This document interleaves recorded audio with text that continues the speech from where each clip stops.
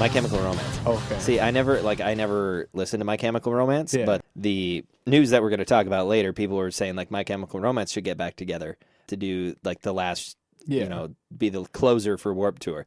Hi, everybody. Welcome to the Bronze Metalist podcast. My name is Kayle, and I am your professor. I am your attending physician, like Dr. Cox and Scrubs, other authoritative figures that I didn't think of. And I'm here with Jaren. Yes, and I am You're my resident? the resident. Yeah, like a resident physician or whatever? All pop culture references just went out the window. I was going to make some references. I'm Dumbledore, you're Harry Potter. I'm the Harry Potter. You're the Harry Potter here. You're promising and talented, but you've got some issues to deal with. Yes, relating to a Dark Lord or something. I have a bald man without a nose chasing after me. That is terrifying, Jaren. You should probably call the police. Yeah. So anyway, if you haven't figured out by now, because of the amount that we've talked about it, Bronze Metalist is a podcast where we talk about a particular metal album that struck my fancy. Jaren is not necessarily a metal fan or not experienced. He's a dirty what's the uncultured swine. Uncultured swine. I was gonna say you're a Gentile. You're a Gentile. But yeah, this week we both listened to, I re-listened, Jaren listened for the first time, to the album Option Paralysis by the American mathcore band, the Dillinger Escape Plan. But we'll get to that in a little bit. There's some other news that I want to talk about before we get to that. Like the fact that this coming summer is going to be the last summer that Warped Tour graces parking lots and parks and open spaces in locations across the United States, and that has made me very sad.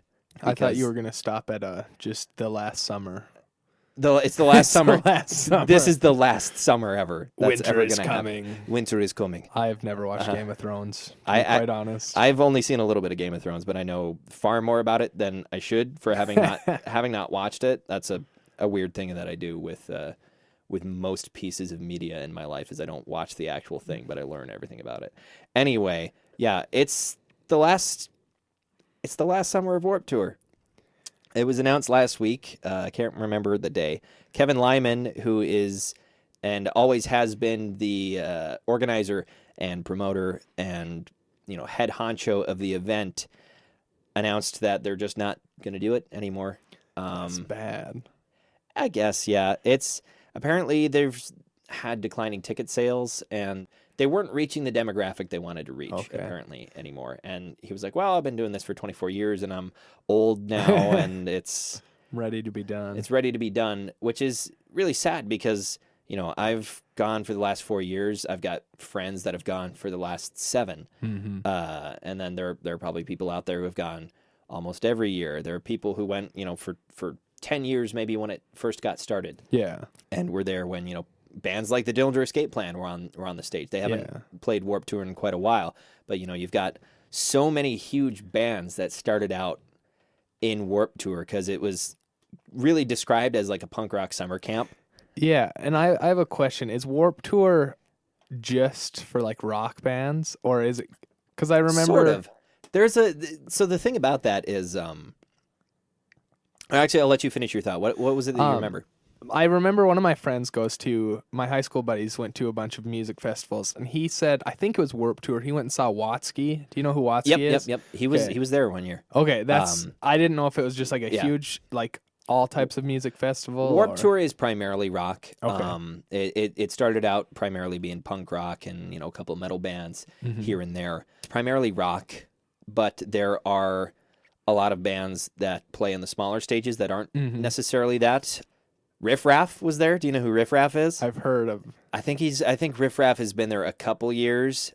Katy Perry, interestingly, before she was really famous, I can't remember when her first big hit came out, but it was like a couple years before that. She was, when she was first starting out in pop, she played. There's a lot of stories like that where like artists that are big and maybe pop now started out playing a small stage at Warped Tour or that sort of thing. Avenged Sevenfold, when I believe Waking the Fallen came out and they really started taking off as a metalcore band before they kind of changed their sound, they played Warped Tour a couple of times. Every Time I Die has always been there for like the last 10 years. Usually every other year, Every Time I Die is on the tour. There's so many more that I could list that are Warped Tour staples. There are a lot of other ones that aren't there anymore. There was, during sort of the emo phase in the early 2000s, there were tons of bands that would play. And a lot of people have been suggesting that My Chemical Romance should get back together and play on Warped Tour, because there's one of their most famous songs is Helena that ends with So Long, Good Night, So Long and Good Night.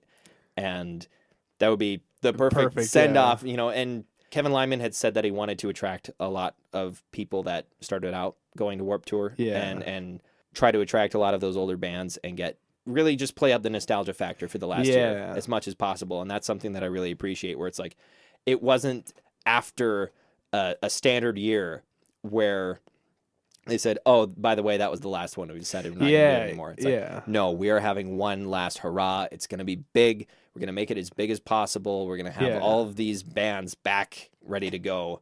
And I really appreciate that as a person that's every summer, that's what makes my summer is going to Warped Tour. And it's always miserable while you're there too. It is miserable while you're there. If you're not in a show, even while you're in the show, it is the worst thing ever. Sucks. It sucks. It's so hot. It's you get a headache because you're not drinking enough water, or you get a headache because everything is just so loud and you're tired and dying and dead. And yet, the second you get in a car or something like that and leave the park, it was the best day ever. Yeah. It's like, man, that was awesome. Went to all those shows. It's such a weird switch that gets flipped instantly. Every year, me and my friends will walk out and we'll sit down and be like, God, I'm so tired. But man, Silent Planet was the shit. Yeah. It's kind of sad that this will be the last summer that really happens, unless there's some other thing that takes its place. Because like Summer Slaughter is fun for metal bands as well, but I haven't been to that, because before it'd be both Summer Slaughter and Warped Tour, and I don't want to make 2 trips to Minneapolis. Yeah. But now if that's the only one, then I'll have to check that out more. And it's not really, they don't play outdoor festivals on Summer Slaughter typically. They just play in like a larger theater. Yeah. But that's something I'd be really interested in. And they play a lot more heavier stuff. Like, you'll have like Cattle Decapitation will be on Summer Slaughter. That's something I'm really interested in seeing. So yeah, Warped Tour ending. Sad news for me. Maybe sad news for you. Maybe I'll have to drag you along. I don't know. I know if Watsky's coming back for the All Out tour, I'm a big Watsky We'll have to fan. see. So They do have hip hop there occasionally, but the focus is all the different kinds of rock. Yeah. So with that out of the way, like I said at the start of the episode, I had Jaron listen to Option Paralysis by the American mathcore band, the Dillinger Escape Plan. This is a mathcore record. Not every song on it is specifically mathcore. It's also been called experimental rock and progressive metal in various parts, and most of their work kind of falls in that category. Generally, it's mathcore. This album was the first album they recorded with drummer Billy Reimer after the departure of previous drummer Gil Sharon. It debuted at number 78 on the Billboard 200. It was the first release of theirs to come out under their recording collective called Party Smasher Incorporated, which was formed after their departure from Relapse Records. They had some problems with the way that the music industry works, basically. So they formed their own. It's not a label. Yeah. It is like a recording collective is what they like to call it. It was produced by Steve Evans, who's a longtime collaborator with the band, and he's a really prolific producer who's known for producing for a lot of metal bands and metalcore and punk and stuff like that. He's produced for the Wonder Years, but also he's produced for metal bands like Sepultura, who is this huge metal band from Brazil, as well as metalcore bands like Hatebreed, Every Time I Die, Architects, and deathcore band Suicide Silence, which is now Suicide Silence leaves such a bad taste in my mouth because I haven't even bothered to listen to their last record because there's so much negative press about it. Maybe that's a bad thing. Are they just jerks or? Yes. And also, I really peaked there. Yes, maybe, I don't know. But yes, and also they made a really, really shitty record, apparently. Oh, okay. But as far as I know, Steve Evans didn't produce that one. At any rate, that's sort of the background of it. According to guitarist Ben Weinman, The album and the title was loosely based around the concept of digital overstimulation. I'm holding my phone right now, and I'm reading this off of a computer screen. This sort of stuff where there's so many options, and it paralyzes you. That wasn't a quote necessarily, but that's the idea, is that there's so much digital stimulation around us, and how are you possibly able to choose between all of them? So you just kind of freeze up. Yeah. The original artwork was done by former vocalist Dimitri Minakakis, who was the vocalist for their first album and has also done artwork for various other albums of theirs, notably the album Miss Machine. So, Jaron, you listened to this album. I did. I listened to this album. I haven't listened to it in full in a while. I've had it, in my different playlists, and songs will come up, but this is the first time I've really listened to it as a whole recording. So what did you think? Well, first I thought what was different than on the last album. Yeah. That's a good place to start. What was different from When Forever Came Crashing? I understood the words. That is a really big thing. Greg Puciato is a fantastic vocalist, and he tends to enunciate quite a bit, even when he's screaming. He had an older sounding voice I don't know how old he was at the time of this. Probably late 20s. Okay, but he sounded there, and that's not a bad thing, but he sounded like he was older versus early 20s type of person. I'll have to look to see how old he is now. What was some other thoughts while I'm looking it up? Parasitic Twins. Parasitic Twins. Okay, I didn't write down anything particularly about that song. What did you like about it? It had bells in it. Oh. Which was so I am not a fan of scary movies at all. Okay. And I recently saw It, which is the first ever scary movie, which I loved that movie. It was really good. But I was walking from your apartment after the first podcast, and for some reason that was the first song when I clicked on the album that came up, and that was the first one that I listened to. Oh, so you started your homework right away. Yeah, I'm proud of you. The second I left. Yeah. Good job. I'm proud of you. But as I was walking, there's these bells, and it's kind of this gnarly, eerie sound, and I'm walking, and all I can think of while I'm hearing these bells is Pennywise. And so I round the corner, and there's kind of an alley, and there's a little kid's bike just in the middle of the alley. Oh no. And I literally was like, I'm gonna die. I'm gonna die. So that is. Oh, I'm so sorry. It's okay. When I re-listened to this song in the safe and comfort of my apartment, I was like, "This is much better than a dark alley." I like this now. Late at night, but I really liked that one. I think the song is called "Widower." Oh, Widower! I really like Widower as well. Yeah, it's 6 minutes. I think is the length, which is and it has such a long melodic section in there. It just all of a sudden because I was listening to it while doing other things, but I was still listening to it, and I had thought it changed songs because all of a sudden it's this really light piano, and I was like, did my phone skip? Is it this what happened? And so I went and looked, and I was like, oh, this is cool, and then I went back and re-listened to kind of the transition, and I was like, that's cool. I really enjoyed that. Songs like that, for some reason, I think it's partially a product of the way they handle their time signatures and just the way they make music in general. The Dillinger Escape Plan doesn't really do build-ups. Mm-hmm. They just, it's okay, nice section, boom. Yeah. Nice, we're back to crazy stuff. Yeah. That generally just seems to be how it works with them. And there's a lot of songs like that on there. They do a lot of melodic stuff. Greg Puciato is absolutely fantastic as a vocalist. By the way, he was 30 at the time of this album was recorded. He's 37 now. Greg, really interesting guy. Very, very interesting guy. Kind of controversial in some ways because of the way he tends to relate with other bands. He's had some controversy over his career. Does he just bash them, or? Kinda, yeah. He's not only the lead singer of the Dillinger Escape Plan, he's also the lead singer of a band called The Black Queen, which is a electronic band. He's really well known for having very, very intense stage performances of just running and doing stuff. I'll have to show you a video, and I'll probably share it on the page as well. There's a video of them performing in 2005, I believe. And, he's running around doing his thing on stage, and then he runs out into the audience. He doesn't jump out into the audience. He runs on top of people's heads. Oh, no. I've always heard, and I'm so sad because they're on hiatus now, and I'll probably never get to see them. I've always heard that Dillinger Escape Plan shows are the craziest and like not necessarily like you go to a Lamb of God concert or whatever, and there's a giant 700 people wall of death charging at each other and whatever. That's cool. Dillinger Escape Plans, as far as just pure chaos, can't be beat. And that's what I've heard. There's another time. This is one of the most controversial things he did. It's also one of the things he's most well known for, and some people thought it was great and hilarious. So in 2002, they were performing at Reading, I believe it's Reading Festival or Reading Festival or whatever in England. They were like one of the first bands of the day. In the middle of the show, Greg squats down and takes a shit on stage. Way. And then he puts the shit in the bag. And he had a brown bag. He puts his feces. Did he poop in there? Did he have to scoop it up with his bare hands? I think he scooped it up because he then threw it out into the audience, and then he smeared some on himself. Apparently, yeah.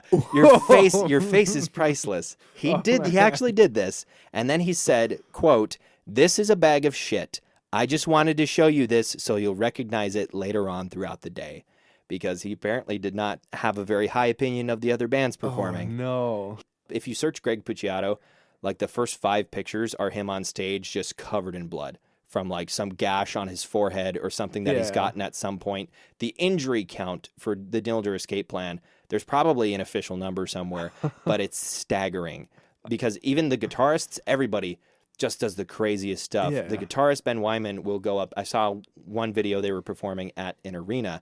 There was a big railing along the edges of the upper level of the arena. He went up onto those and stood on top of the railing, balancing. Oh, man. Was he still playing the guitar? Yes, while he was still playing the guitar. Gosh. Very well, I might add. That's a thing about Ben Wyman we'll probably get to in a little bit. Greg is also known for, he's gotten in a lot of feuds. This is an interesting part for you because he's gotten in feuds with a couple different bands, notably Avenged Sevenfold, Disturbed, and for you, specifically Jared Leto of 30 Seconds to Mars. Oh, man. He called Jared Leto a poser for what I don't know, but like he has very, very strong opinions about a lot of things. Generally speaking, I've heard he's a good guy. He's a very interesting because he's not very tall. I think he's like 5'9" or something like that, which is like average height, but he's not particularly tall, but he is jacked, like bodybuilder level physique. And there's videos you can see him if they're performing on a open stage. Yeah. And you know how there's like girders on the side or whatever? He will climb up to the top of those, even if they're like 40 feet tall, and he will hang off of them and while he's singing. They just do the craziest stuff. Man. He's really well known for his crazy vocal range. I was listening, I think it was Widower I was listening to on the way home. Like right towards the end of that song, he has just the most insane high note of his clean singing. And that's one thing that I love about him is his clean singing and his uncleans are both just as good. There are some people that, you know, have good cleans and good screams, but his are like at such a different level. Yeah. He has so much more skill. His cleans are amazing and his screams are amazing. They're both perfect. And he's been hailed by Revolver magazine named him amongst the 37 greatest metal frontmen of all time. There are several other lists that rank him up there as well. Yeah. He's fantastic, but a very interesting fellow. Yeah. So yeah, he's really good. Some other favorite songs of yours, I guess? I had a question just about the album cover art. Is this the original? Is that an inside of an ear? Yeah, that's the original album cover art. Okay. The one that's on Spotify right now is deluxe edition cover art because they just have the deluxe edition on Spotify because why have two different versions on there? That one, the one that's on Spotify has kind of become their logo as a band, just shrunk down into the corner of their other work, and they'll put that on festival posters and that sort of thing. But yeah, that is the original artwork that was done by their former vocalist, who Greg Puciato replaced. They're still really good friends with that guy. Okay. But yeah, that's the original artwork, that ear, which is a collage of photos that the band took. Oh, really? I guess I didn't look at it that close, but... Yep, it's a collage of different photos. That's awesome. The rest of the songs, I enjoyed all of them, but none of them really jumped out at me. But looking, I'm just looking at some of the names of each song, and Gold Teeth on a Bum. Yeah, I so like Gold Teeth on a Bum was actually one of my favorites. It is my favorite song on this record. Okay. At first when I looked at it, I was like, Gold Teeth on a Bum, what does that mean? And then for a while I thought it was like somebody like biting a butt. It's like, no, that's not what it is. It's like a homeless man with gold teeth. Yeah, like a bum. It's a ridiculous title, but that ending, that last 2 minutes is emotionally flooring. I should have looked up the lyrics to kind of figure out exactly what it's about. Now it's not coming to mind, but it's like, can you help me, make me believe? Can you save me? And just with a backing track, it is just flooring. It's emotionally gripping in a way that no other song on this record really is, in a way that I haven't heard from the Dillinger Escape Plan otherwise. Like I said, this is the first time that I've listened to this album really, really intently. Yeah. Dillinger is always something that's been around and I've listened to and that I've enjoyed, but this is the first time I've really taken a deep dive into one of their albums, and that gripped me really hard, and I really liked it. My other favorite one was Room Full of Eyes, which is towards the middle of the album, and I described it as basically the archetype for a Dillinger Escape Plan song, because not every one of their songs has heavy breakdowns or melodic passages, or I called it 100% batshit crazy, which is just their normal sound is just the wackiest, craziest time signatures, and it's basically jazz but with heavy guitars. That song has all three of those things. Yeah. It's such a beautiful melding of all those different properties that they have, because they have some songs that are just, really long, avant-garde, melodic pieces. They have some... I can't think of a single song of theirs that's really chuggy. They've got other songs that are full-on batshit crazy all the time. My other one that I wrote down, Farewell Mona Lisa, which is the first song on the record. Yeah. That one I really like quite a bit. It's a really good introduction to the album and the things that you can expect to hear on it, because there is, it starts out going full on, and then there is this really weird melodic break with Greg singing, and he has a very operatic style. I want to say his clean singing it's beautiful. Interesting thing about vocalists in the Dillinger Escape Plan. I don't know a whole lot about their first vocalist, but they released an EP while they were still looking for a vocalist with Mike Patton, who, if you don't know who Mike Patton is, he was the lead singer of a metal band. I think he still is. I think Faith No More is still around, but it's a band called Faith No More. He's kind of a legendary figure in the music scene in general, because he has the widest vocal range of any singer in modern popular music. He has a 6-octave vocal range. That's insane. I watched a Metal Injection video a while ago about artists' favorite vocalists, different metal artists' favorite vocalists, and half of them said Mike Patton. He has a very singular talent. So they were like, hey, do you want to do this with us? And he said, yeah. He was never meant to be their permanent vocalist or anything like that. And then Greg sent in an audition tape because he was a fan of the Dillinger Escape Plan. Greg was originally just a fan. So he sent in a tape, and they really, really liked his stuff. And then he became the vocalist, which is like Henry Rollins with Black Flag did the same thing. And I'm pretty sure Corey Taylor for Slipknot as well was in a situation like that.